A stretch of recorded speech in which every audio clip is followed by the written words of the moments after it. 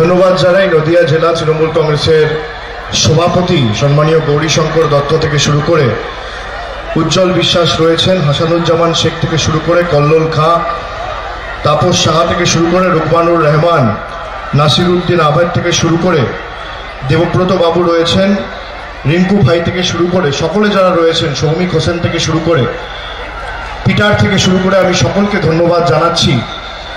সর্বোপরি যার সমর্থনে আজকে আমরা সমবেত হয়েছি, মমতা ব্যানার্জির আশীর্বাদ নিয়ে আপনাদের স্নেহ ভালোবাসাকে পাথেয় এবং পথ চলার প্রেরণা করে কৃষ্ণনগর লোকসভা কেন্দ্র থেকে যিনি প্রতিদ্বন্দ্বিতা করছেন, মহুয়া মৈত্র থেকে শুরু করে সকলে রয়েছেন। আমি সকলকে ধন্যবাদ জানাচ্ছি, প্রণাম জানাচ্ছি। আমার মা ভাইয়েরা, বোনেরা, দিদিরা, বিশেষ করে আমার মা বোনেরা যারা বিপুল সংখ্যায় আজকে আমাদের সভায় এসছেন এবং সামনে সারিতে যেভাবে আপনারা সংসারের গুরুত্বপূর্ণ কাজ ছেড়ে আমাদের সভায় এসে আমাদেরকে আশীর্বাদ, দোয়া, ভালোবাসার আবদ্ধ করেছেন, আমি আপনাদের সকলকে নতমস্তকে কৃতজ্ঞতা প্রণাম জানাচ্ছি।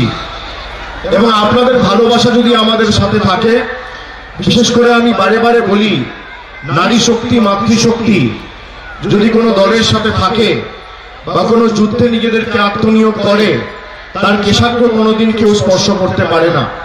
না জাগিলে রণনায় বিশ্ব জাগে না। আমি আমার সকল মা ভাই বোনেদের ধন্যবাদ জানাচ্ছি, প্রণাম জানাচ্ছি, কৃতজ্ঞতা জানাচ্ছি।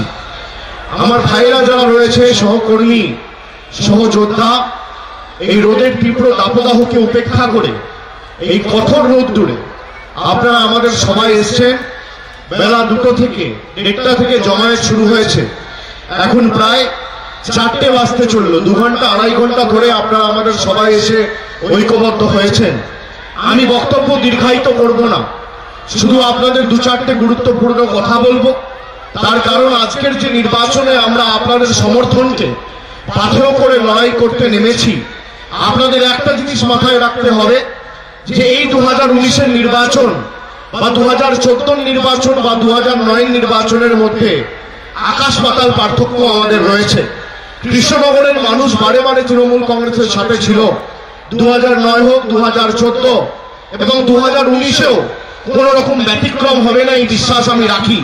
কিন্তু আমাদের লড়াইটা এমন একটা শক্তির বিরুদ্ধে, এমন একজন ব্যক্তির বিরুদ্ধে যে ভারতবর্ষের সবাইকে সিবিআই আর ইডির নাম দেখিয়ে থমকে চমকে দমিয়ে রেখেছে। একমাত্র দল তৃণমূল কংগ্রেস আর একমাত্র নেত্রী বাংলার অগ্নিকন্যা, বাংলার সর্বজন শ্রদ্ধেয় জননেত্রী, দেশনেত্রী মমতা ব্যানার্জি, যাকে থমকে চমকে বশ্যতা স্বীকার করানো যায়নি, আত্মসমর্পণ করানো যায়নি। সেই মমতা ব্যানার্জি আজকে নরেন্দ্র মোদীকে উৎখাত করার ডাক দিয়েছে এই বাংলা থেকে।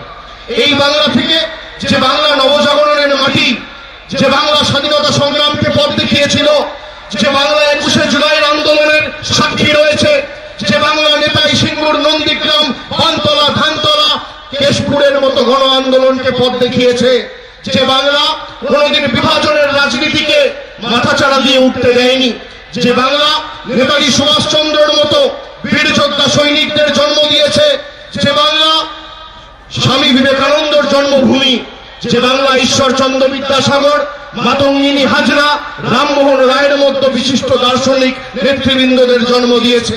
আমি মনে করি এই বাংলার মানুষকে একবার প্রতিশ্রুতিবদ্ধ আজকে হতে হবে। এই সভা থেকে শুধুমাত্র নদিয়া জেলায় 2টি আসন, রানাঘাট আর কৃষ্ণনগর নয়, আমাদের নেত্রী 42-এর ডাক দিয়েছে। নেতাজি সুভাষচন্দ্র বোস স্বাধীনতা আন্দোলনে আমাদের বলেছিল, তুমি আমাকে রক্ত দাও, আমি তোমাকে স্বাধীনতা দেবো। আর মমতা ব্যানার্জি এই বাংলার মাটিতে, এই দুর্জয় ঘাটিতে দাঁড়িয়ে বলছে, তুমি আমাকে 42 দাও, আগামী দিন তোমাকে আমি নতুন প্রগতিশীল, শান্তিপ্রিয়, গণতান্ত্রিক ভারতবর্ষ দেবো। এই হচ্ছে আমাদের নেত্রী। আমরা মাথায় রাখবেন, যা কথা দিই কথা রাখি। আমরা যা বলেছি অক্ষরে অক্ষরে পালন করেছি। মমতা ব্যানার্জি বলেছিল ক্ষমতায় আসার পর সিঙ্গুরের জমি ফিরিয়ে দেব, আমাদের নেত্রী কৃষকদের জমি ফিরিয়ে দিয়েছে।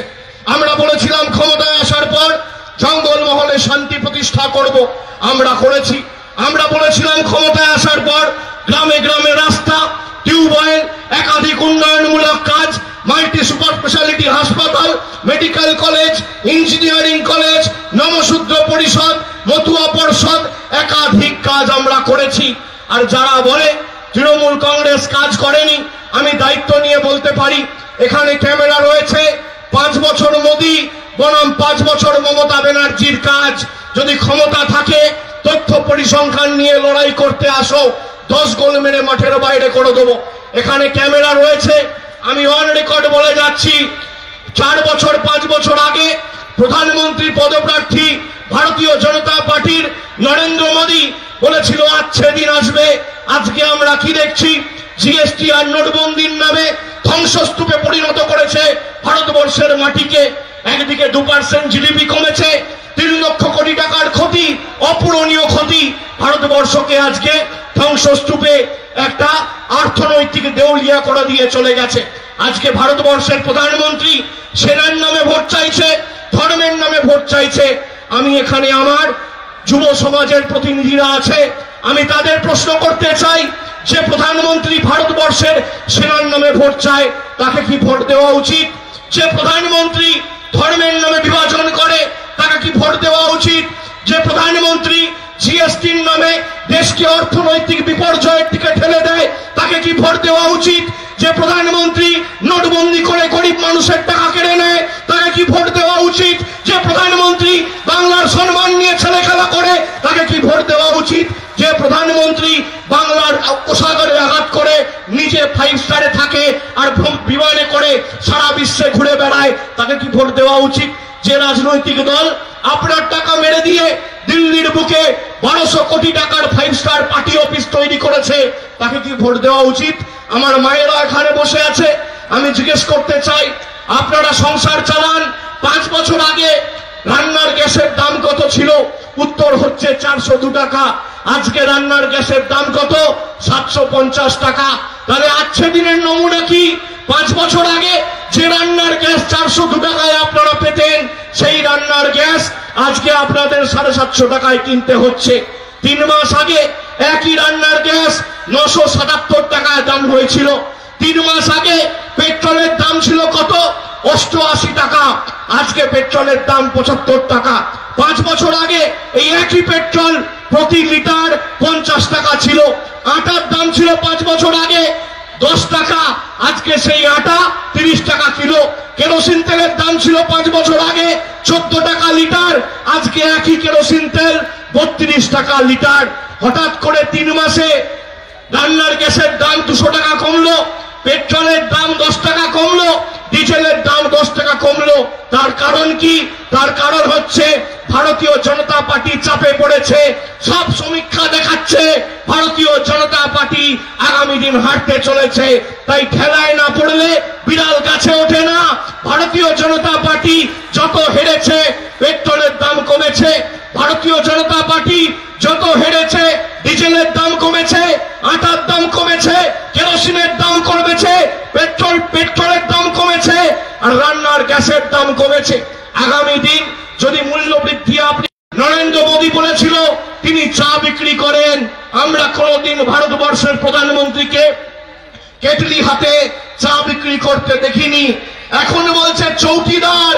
আমরা মাথায় টুপি পরে হাতে লাঠি নিয়ে নরেন্দ্র মোদীকে চৌকিদারি করতে দেখিনি।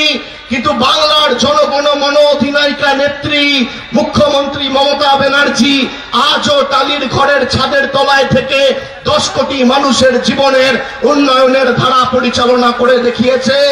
যা বলেছে অক্ষরে অক্ষরে পালন করেছে। একমাত্র মমতা ব্যানার্জি যে আজকে বিজেপির কাছে আত্মসমর্পণ করেনি আর তাদের বশ্যতা স্বীকার করেনি। আমার হিন্দু ভাইরা রয়েছে, আমার মুসলমান ভাইরা রয়েছে, আমরা মানব ধর্মে বিশ্বাস করি। মমতা ব্যানার্জি যদি ইমাম ভাতা মুয়াজ্জেম ভাতা দিচ্ছে তাহলে বলছে সংখ্যালঘু তোষণ করছে।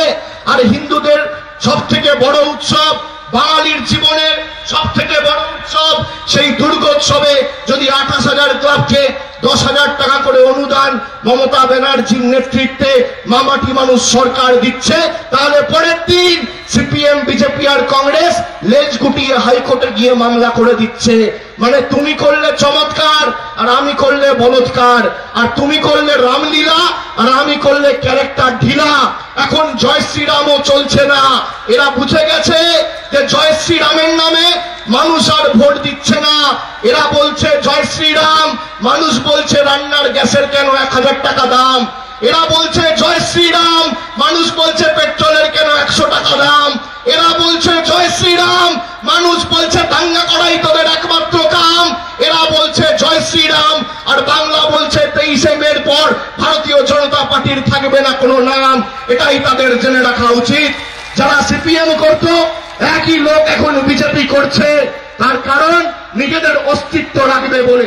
আমার হিন্দু মুসলমান ভাইরা আছে, বলুন তো কোনদিন ভাবে আমরা ঈশ্বর আল্লাহকে প্রার্থনা করি, পুজো করি, আমাদের ঠাকুর ঘরে আমাদের ঠাকুরের সিংহাসনে আমরা ঠাকুরকে রাখি। আমরা ধর্ম করলে নিশ্চিত ভাবে আমি বাড়িতে ধর্ম করব, কিন্তু মানুষ যখন আমাকে ভোট দিয়ে নির্বাচিত করেছে, আমার একটাই ধর্ম, মানব ধর্ম। কে কোথায় কন্যাশ্রী পাচ্ছে, কে কোথায় যুবশ্রী পাচ্ছে, কে কোথায় গতিধারা পাচ্ছে, কোথায় রাস্তা হচ্ছে, কোথায় জল হচ্ছে, এটাই দেখা আমার একমাত্র কাজ। কারা জ্ঞান দিচ্ছে? যাদেরকে কোনোদিন বাংলার মাটিতে খুঁজে পাওয়া যায়নি।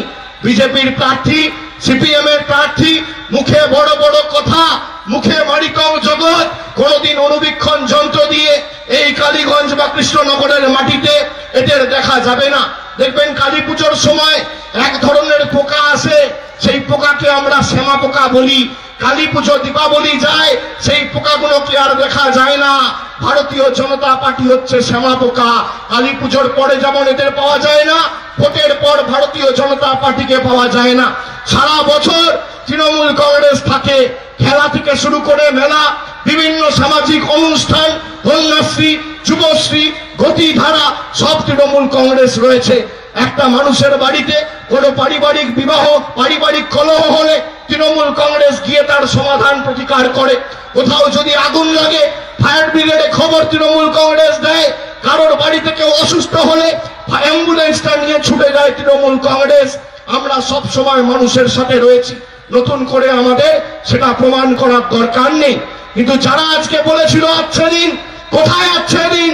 মানুষকে সর্বশান্ত করে দিয়ে 1200 কোটি টাকার অফিস দিল্লির বুকে নরেন্দ্র মোদী বানিয়েছে। বিজেপির সর্বভারতীয় সভাপতি অমিত শাহের ছেলে ব্যবসা করছে, 50,000 থেকে এক বছরে ব্যবসা বেড়ে দাঁড়িয়েছে 80 কোটি টাকা। যেখানে মানুষ আজকে নোটবন্দির কারণে মানুষ আজকে জর্জরিত হয়ে গেছে, মানুষ আজকে বিতশ্রদ্ধ, মানুষ আজকে সর্বশান্ত, সেই মানুষগুলোকে আজকে প্রতারণা করে এরা নিজেদের টাকা পকেটে ভরেছে। আমি প্রশ্ন করতে চাই, আপনাদের জিজ্ঞেস করতে চাই, আপনারা আমাকে বলুন, নোটবন্দি করে কোন ধনী মানুষের কালো টাকা ধ্বংস হয়েছে? উত্তর হবে না। আমি আপনাদের জিজ্ঞেস করতে চাই, আপনারা সকলে লাইনে দাঁড়িয়েছেন, আমরা সকলে লাইনে দাঁড়িয়েছি। ভারতবর্ষের প্রধানমন্ত্রী 130 কোটি মানুষকে নোটবন্দির নামে লাইনে দাঁড় করিয়েছে। আর 2019-এ আগামী 29 তারিখ আপনি ভোট বন্ধ করে ভারতীয় জনতা পার্টিকে লাইনে দাঁড় করান। এটাই আজকে সভা থেকে শপথ নিয়ে যেতে হবে। যারা চৌকিদার বলে নিজেদেরকে দাবি করছে, আমি জিজ্ঞেস করতে চাই, এটা কেমন চৌকিদারি যে চৌকিদার থাকতে ভারতবর্ষে নীরব মোদী, ললিত মোদী, মেহুল চকসি, বিজয় মালিয়ার মতো লোকেরা কেউ 10,000 কোটি, কেউ 12,000 কোটি, কেউ 14,000 কোটি টাকা মেরে দিয়ে ভারতবর্ষ থেকে পালিয়ে গিয়ে বিদেশে বসে ফুর্তি করছে। এই হচ্ছে নরেন্দ্র মোদীর অবস্থা। নরেন্দ্র মোদী বলছে মেক ইন ইন্ডিয়া, মানে ভারতবর্ষে বানাও, আর নিজে গাড়ি চড়ছে। গাড়ি আসছে জার্মানি থেকে, রাফালের জেট আসছে ইটালি থেকে, ফ্রান্স থেকে। একদিকে আমরা কি দেখছি, 3,000 কোটি টাকার মূর্তি, তার সামগ্রী আসছে চায়না থেকে, বুলেট ট্রেন আসছে জাপান থেকে। আর 3,000 কোটি টাকার মূর্তি তৈরি করছে। RIDF এর টাকা দেওয়ার সময় নরেন্দ্র মোদীর কাছে টাকা নেই। PMGSY এর রাস্তা টাকা দেওয়ার সময় নরেন্দ্র মোদীর কাছে টাকা নেই। কন্যাশ্রীতে টাকা দেওয়ার সময় টাকা নেই। মানুষের সেবার জন্য টাকা নেই, কিন্তু নিজের প্রচার করছে। ভারতবর্ষের প্রধানমন্ত্রী খরচ করছে 5,000 কোটি টাকা। গুজরাটে সর্দার বল্লভভাই প্যাটেলের নামে মূর্তি বানাচ্ছে, খরচ করছে 3,000 কোটি টাকা। মানে দেশেতে জ্বালিয়ে আগুন, 3,000 কোটি টাকার মূর্তি, মানুষের সর্বনাশ আর জয় শ্রীরাম বলে ফুর্তি। এই দ্বিচারিতা ভারতবর্ষের মাটিতে আর মানুষ মেনে নিচ্ছে না। মানুষ বুঝে গেছে যেভাবে মানুষকে প্রতারিত করে রেখেছে, আজকে আজকে কড়াই গন্ডায় জবাব দেওয়ার জন্য আপনাদের প্রস্তুত হতে হবে। মাথায় রাখবেন, এখানে যুব সমাজের আমার প্রতিনিধিদের আমি দেখতে পাচ্ছি। আমি জিজ্ঞেস করতে চাই, আপনারা বলুন, ভারতবর্ষের সেনার নামে যে প্রধানমন্ত্রী ভোট চায় তাকে ভোট দেওয়া উচিত কি ভোট দেওয়া উচিত নয়? আমি প্রশ্ন করছি, ভোট দেওয়া উচিত? জিএসটি করে যারা ভারতবর্ষকে অর্থনৈতিক বিপর্যয়ের মুখে ঠেলে দিয়েছে তাদের ভোট দেওয়া উচিত কি ভোট দেওয়া উচিত না? নদিয়াতে সন্ত্রাস করে যারা দুর্নীতিতে নিজেদেরকে লিপ্ত করে, যারা এটা একটা দুর্নীতিদের এবং দুষ্কৃতকারীদের মুক্তাঞ্চলে পরিণত করতে চেয়েছে, তাদের ভোট দেওয়া উচিত কি ভোট দেওয়া উচিত না? হিন্দু মুসলমানের মধ্যে সাম্প্রদায়িক রাজনীতি যারা করে তাদের ভোট দেওয়া উচিত কি ভোট দেওয়া উচিত না? জোরে বলতে হবে, ভোট দেওয়া উচিত কি ভোট দেওয়া উচিত নয়?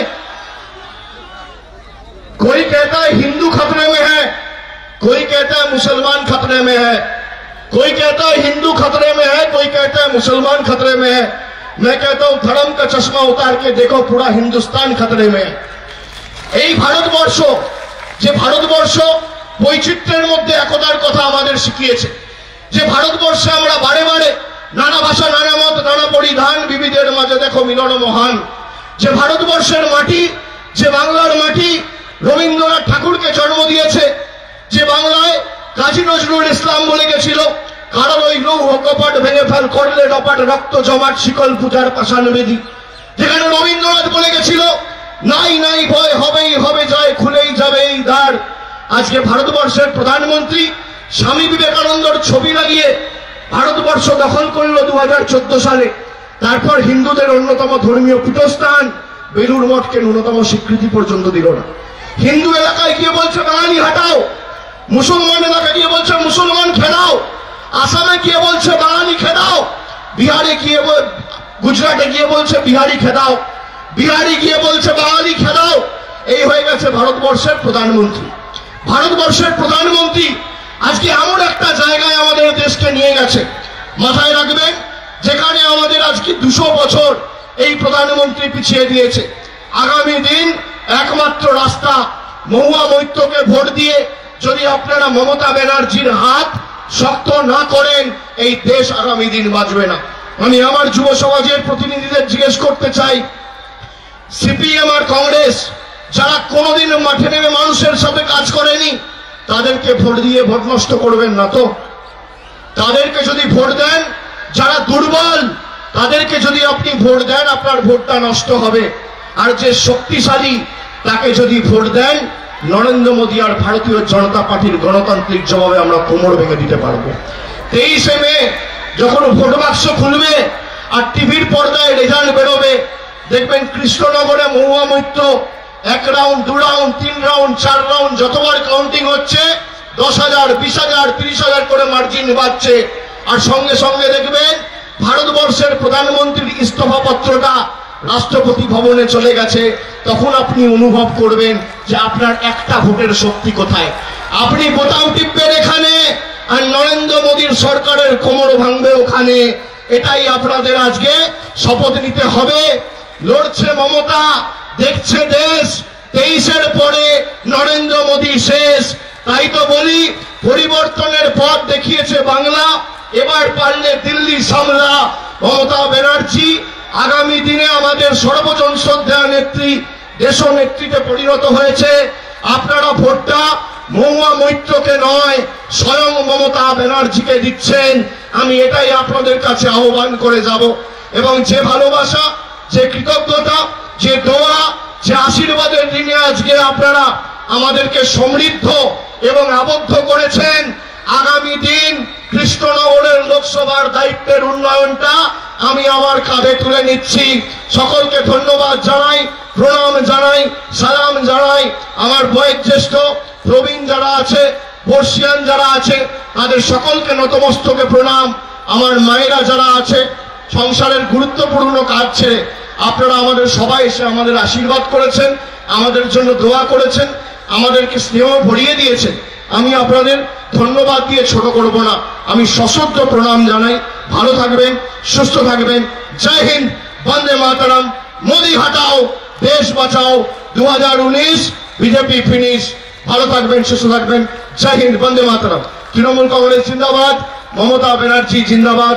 জয় হোক বাংলার, জয় হোক নদিয়ার, জয় হোক কৃষ্ণনগরের।